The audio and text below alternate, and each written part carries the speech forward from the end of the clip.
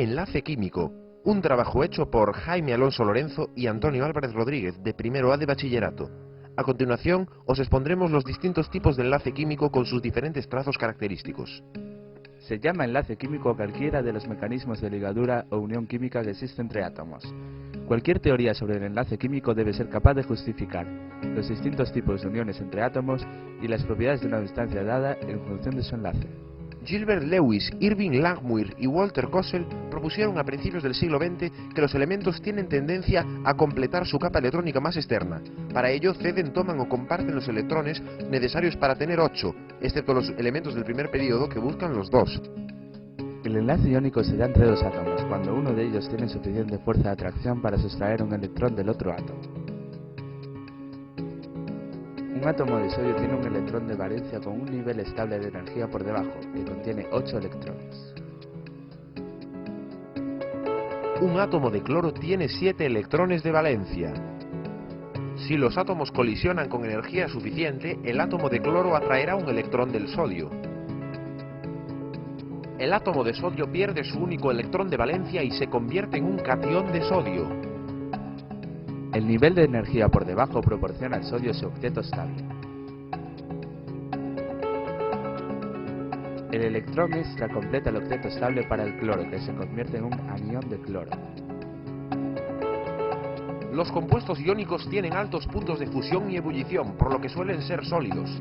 Su estructura es cristalina y se forman a partir de compuestos entre los metales de los grupos 1 y 2 y los no metales de los grupos 6 y 7. Son solubles en disolventes polares como el agua, aun así su solubilidad es muy baja. Los compuestos iónicos son conductores de la electricidad en disoluciones acuosas, ya que sus iones tienen libertad de movimiento para llevar la carga eléctrica del ánodo al cátodo. También le sucede lo mismo cuando estas sustancias se encuentran en estado líquido. Por esta característica se les llama electrolitos. La magnitud termodinámica responsable de la cohesión de la red cristalina de un sólido iónico se denomina energía reticular y es la energía necesaria para disgregar un mol de la sustancia iónica y obtener los respectivos iones aislados en fase gaseosa. El descubrimiento del enlace covalente se atribuye a Irving Langmuir, que en 1919 definió covalencia como el número de pares de electrones que un átomo dado comparte con su átomo vecino. El enlace covalente ocurre cuando ninguno de los átomos tiene suficiente fuerza para atraer completamente los electrones del otro átomo. Los átomos comparten electrones y ambos adquieren un nivel de energía superior. Un átomo de hidrógeno con un electrón de valencia necesita otro más para completar el primer nivel de energía.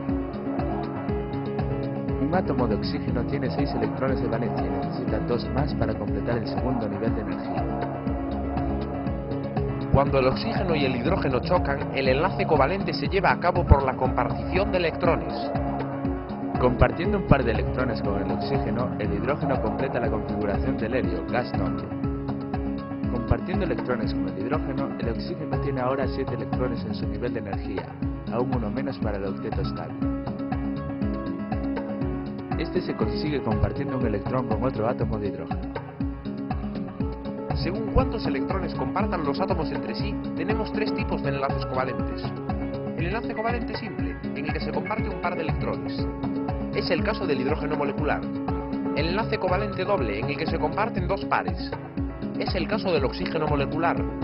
Y por último, el enlace covalente triple, cuando sus átomos comparten 3 pares de electrones, como el nitrógeno molecular. Los enlaces cuádruples, quíntuples y sextuples son menos comunes, aunque los podemos encontrar en ciertos metales de transición, como el molibdeno diatómico, con enlace sextuple.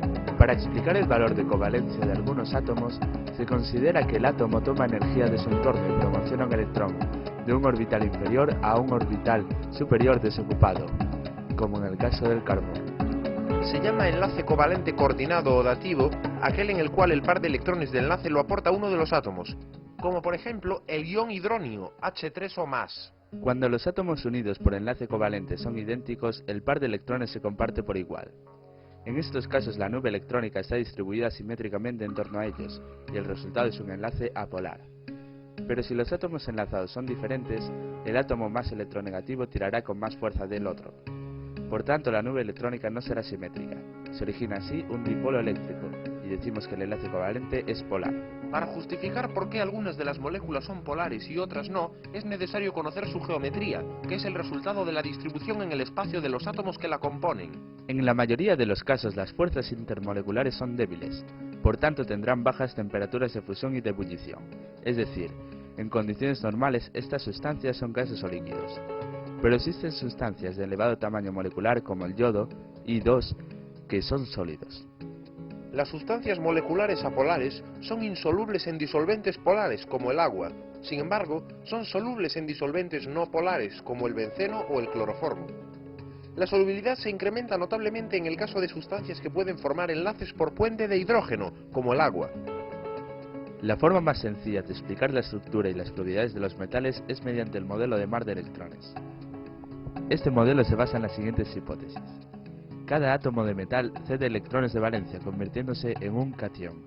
Los iones positivos se agrupan de forma ordenada. Los electrones de valencia sobrantes se mueven libremente dentro de la estructura metálica. El mar o gas electrónico rodea la red catiónica, manteniéndola unida. Por lo tanto, el enlace metálico es la unión química resultado de la mutua atracción entre el mar de electrones y la red de iones positivos. Este tipo de enlace es la causa de las características particulares de los metales, como la resistencia, maleabilidad, ductilidad, conducción del calor y electricidad, opacidad y brillo. Su alta temperatura de fusión y ebullición es debido a la fuerza atractiva con la que sus átomos se encuentran unidos, lo que hace más difícil quebrantar esa unión. Una excepción se encuentra en el grupo del zinc, que además de él engloba al cadmio y mercurio. Su configuración electrónica es similar a la de los gases nobles y hace que sean relativamente volátiles, como por ejemplo el mercurio, que es líquido a temperatura ambiente. Los metales son insolubles en el agua o en disolventes orgánicos, salvo que reaccionen con ellos. Normalmente, esta suele ser una reacción de oxidación que sustrae a los átomos del metal sus electrones libres, rompiendo el enlace metálico. Asimismo, los metales suelen ser solubles en otros metales, como el oro, que se puede disolver en el mercurio a temperatura ambiente, manteniendo el carácter metálico de su enlace. Llamamos fuerza intermolecular a cualquier tipo de atracción entre moléculas que no suponga cambio químico. Las fuerzas de Van der Waals reciben este nombre en honor del físico holandés Van der Waals, que fue quien propuso su existencia. Dentro de las fuerzas nos encontramos fuerzas de dispersión. Están presentes en todas las moléculas, sean o no polares. El mecanismo de atracción supone la existencia de dipolos instantáneos producidos por las fluctuaciones al azar de las nubes electrónicas. Las fuerzas de dispersión aumentan con el tamaño molecular, la masa y el volumen. Fuerzas dipolo-dipolo. Se dan en el caso de las moléculas polares, ácido clorhídrico, agua, etc. Ahora, además de las fuerzas de dispersión, hay que añadir las atracciones eléctricas entre los dipolos permanentes que existen. El enlace de hidrógeno o enlace por puente de hidrógeno es un caso extremo de las interacciones dipolo-dipolo. El enlace de hidrógeno solo puede darse entre una molécula que contenga hidrógeno unido a flúor, oxígeno o nitrógeno, y otra que contenga flúor, oxígeno o nitrógeno. El enlace de nitrógeno se produce por la atracción eléctrica entre el núcleo de hidrógeno y el par de electrones no enlazante del átomo electronegativo, de flúor, nitrógeno u oxígeno de la molécula vecina.